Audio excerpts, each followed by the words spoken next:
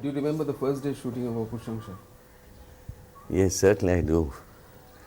The very first day, the sequence happened to be in the labeling and bottling shop where Opu goes in search of a job. I was rather tense, I must confess, because I never faced a camera before, except for a purpose of a camera test which Mr. Ray took of me. But then the shooting went off very smoothly, and in fact there wasn't one NG at all.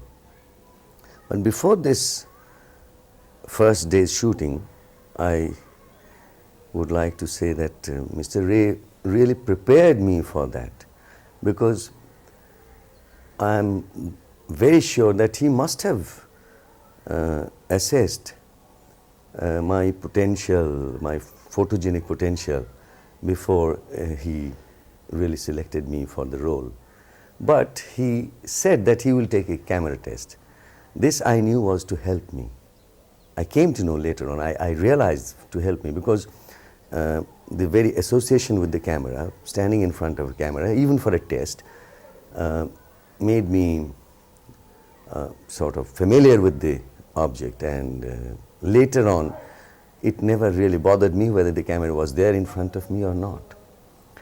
That process of familiarization was a positive assistance from Mr. Ray. And apart from this camera test, he prepared me from many other angles also. For instance, he gave me a copy of a first draft of the script, which previously I'm sure he never gave to any other actor. And I went through that, and I was free to ask him questions. But mind you, he never enters into a very elaborate or pedantic discussion with his actors. He never does that. He comes out with very few words, essential, practical words that would explain. For instance, if I say what, I would probably ask him, do you think, Miss Mani, that Opu should play this scene depicting his romantic attachment towards Apurna? He would only say, well, he's very happy to see her, that kind of, I mean, he is very simple in explaining things.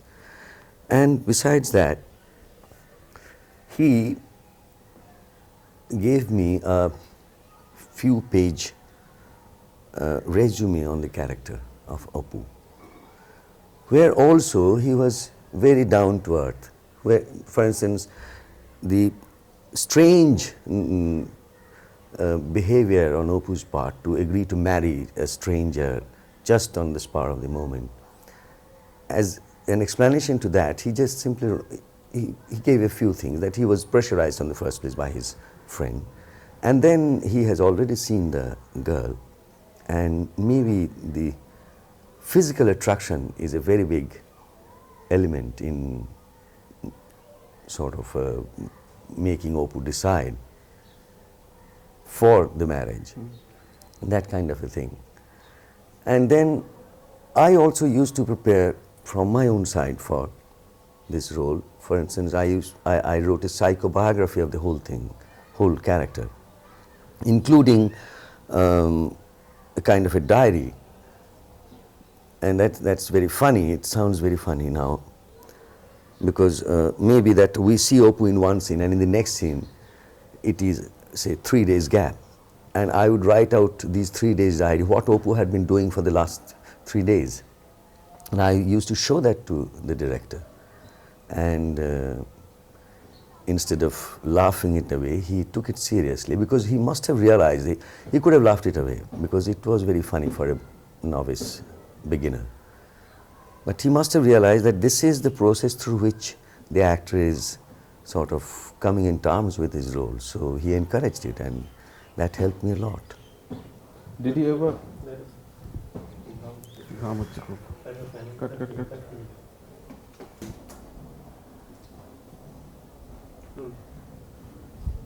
Did he, as a new actor in his group, did he ever feel impatient with you? No, not really. Maybe I have instinctively found him becoming impatient with me once in a while, maybe in my whole career with him, in the long 12 films I have done with him, maybe once or twice. But he is so, I should say, diplomatic and possessed of his senses that he'd never show it. He'd never. In fact, I have never found him losing temper with his actors, except once in a while. Except, I mean, that is so rare. It must have been something very exceptional has happened. He had been very dominating at times with his actors and actresses, but never really using a bad word or bad language or sort of raging. No. But He's very patient with his actors.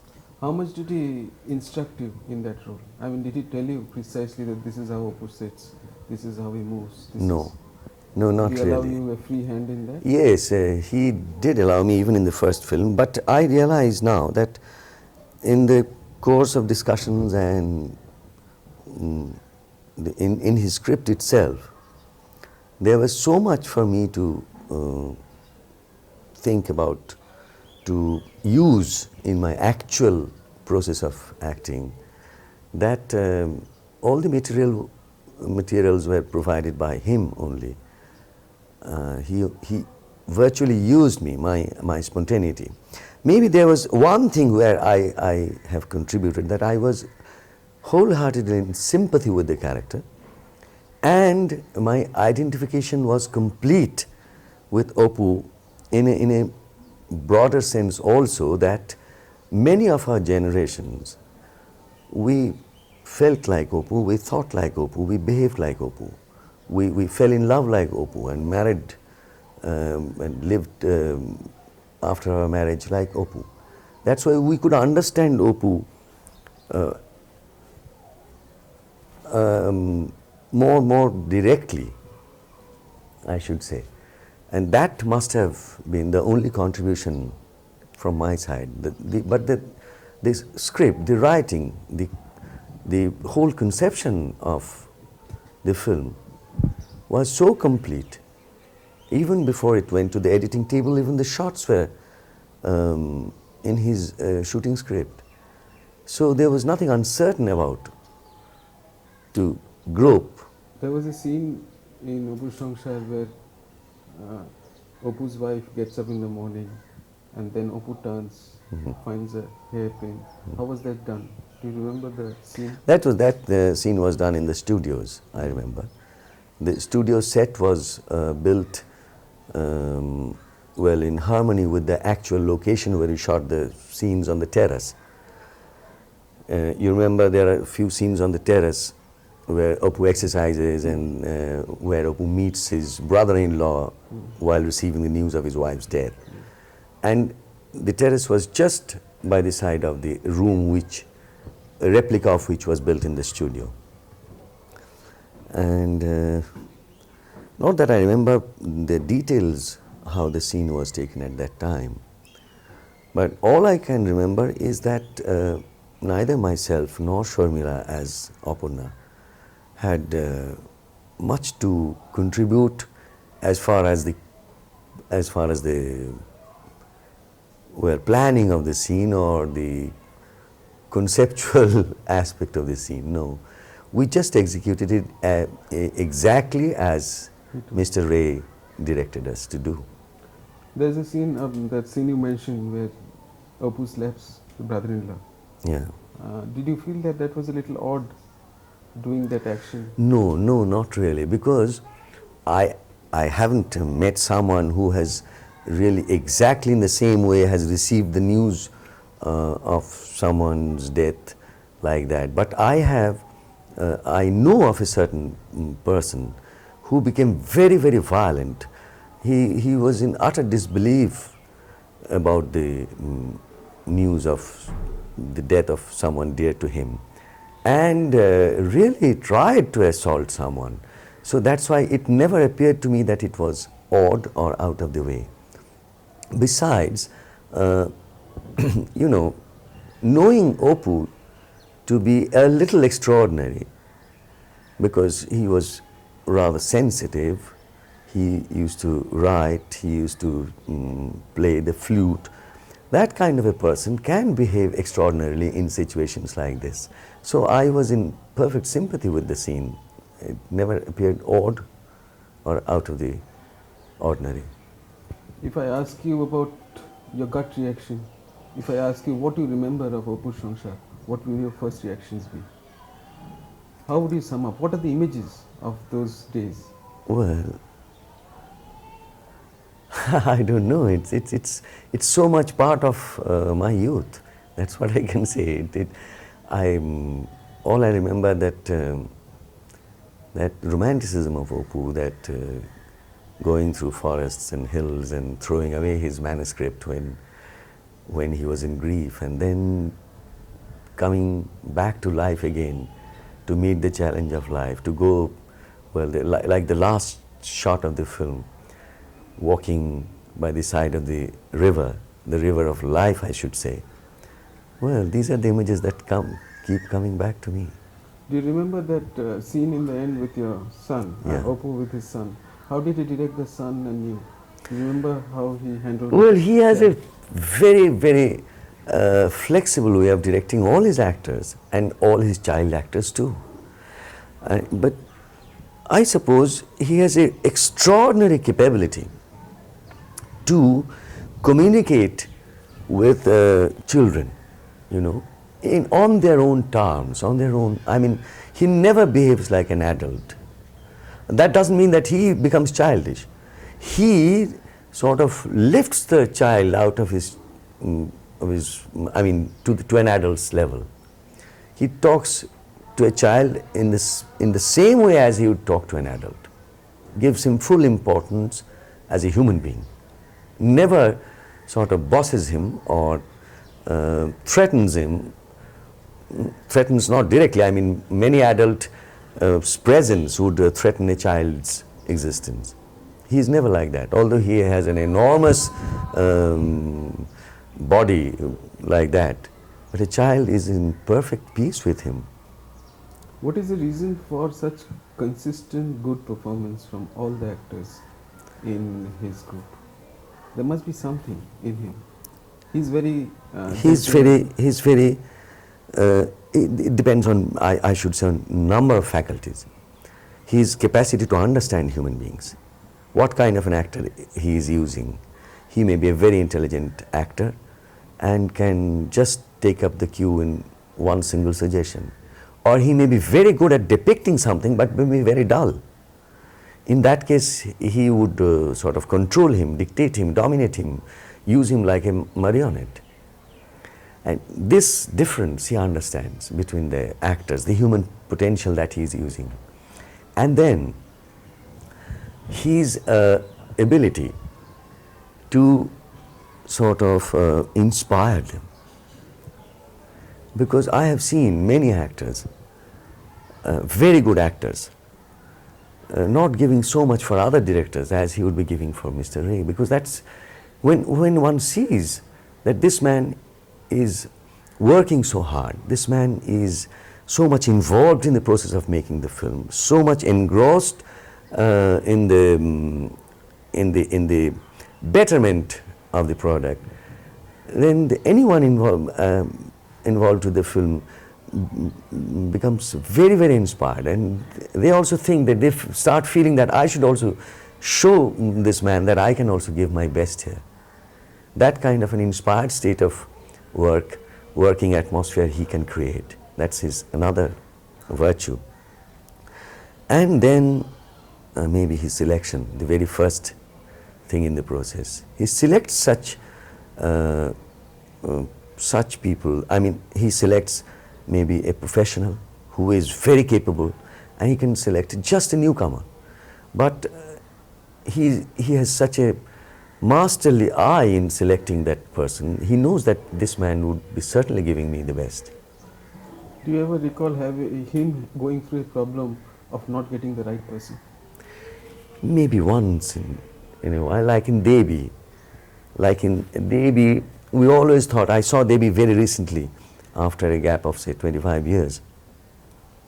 And I found the professor, the actor who played the professor of the hero. The actor's name was Kali Sarkar. He wasn't really the right choice for that role. He didn't have that kind of, intellectual appearance, or an appearance that would convince people that such a friend, philosopher and guide type of a role that olden day professors used to take. He is not that right type. So here I have seen Mr. Ray going wrong in his selection, but that is such a rare case. What are your memories of Devi?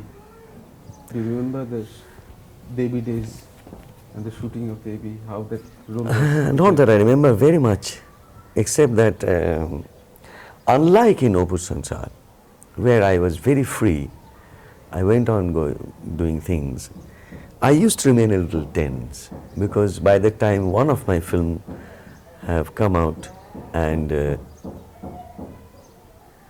that film has given me some amount of reputation. So I had the reputation to guard. So that made me a little self-conscious and would make me a little tense. And I remember that once Mr. Ray told me about this. He made me sort of see why I was feeling tense. And this was during the shooting? During the shooting. What did he do? He just simply said that maybe you have made, now that you are famous, you are trying to sort of protect your reputation and image, that's why you are tense. Now forget about all these things and get into the role. From Apur to Ghare Baire has been quite a big change. Yeah, and a long way. In a long way. Do you think that was the right casting from his point of view? Oh, in Ghare Baire? Ghare Baire? Yes, I think so. I think so. I perfectly agree with him about Ghare Baire's casting. Well, while I attempt to explain this, I may sound a little, egoistic, but I can assure you that this is my real feeling. What type of a person is Sandeep? And what is his relationship with Bimola?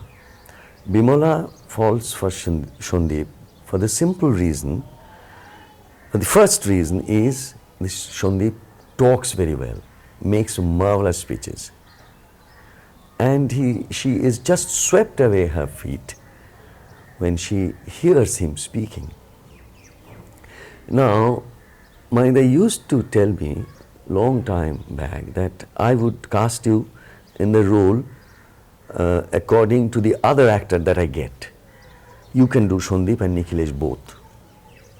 Later on, before the film was actually made, he started telling me that I will cast you as Sandeep for the simple reason that I need someone whose diction is very good in Bengali, who has a very good Bengali diction. And well, maybe because he found no one else in sort of my age group or with my other capabilities who has also such a good Bengali diction, that he sort of decided to cast me as Sandeep.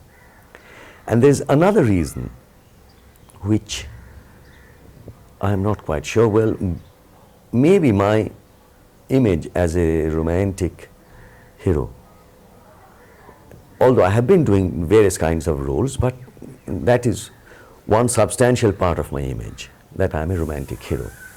That also prompted him to cast me as Sandeep and not as Nikhilesh. Because having a husband like Nikhilesh, a woman has no reason to fall for another person if he hasn't got some amount of charm and romantic appeal. There also, I think the director was perfectly right to cast me as Sandeep to justify Bimola's admiration for Sandeep. I'll ask a little tricky, slightly tricky question. Mr. Ray is known to be a puritanical, and in this film, for the first time, he had some kissing scenes. Mm-hmm. Was he very embarrassed while the shooting was on? No. How did he explain the scene? No, in fact, there was a kissing scene in Devi too. But that was behind the... That was behind the mosquito net and all that, it was diffused. And this, this myth of he being a very puritanical person is also not totally true. Well, he is not always very frank about matters relating to sex or man and woman and all that. Not always, but in course of discussion about a film or about some literary work, he is utterly practical and down to earth and refrains from nothing in sort of in his attempt to probe the reality. In his search for truth and the real, he discusses everything very frankly, in fact much more frankly than many so-called frank people, and even he discusses it brutally frank, I should say. Does it shock people sometimes? Yes, it does. Do you remember any incident where he was talking something and very frankly? I don't just remember, but sometimes, at least the very first time when he sort of discussed such matters in front of me, I was very surprised, because I always thought that coming from a Brahmo family, he would be rather puritanical. But he was discussing a film by Bergman and some erotic scenes there, where he was not really discussing it for the purpose of discussing the erotic aspect of the film, but he was discussing the whole film.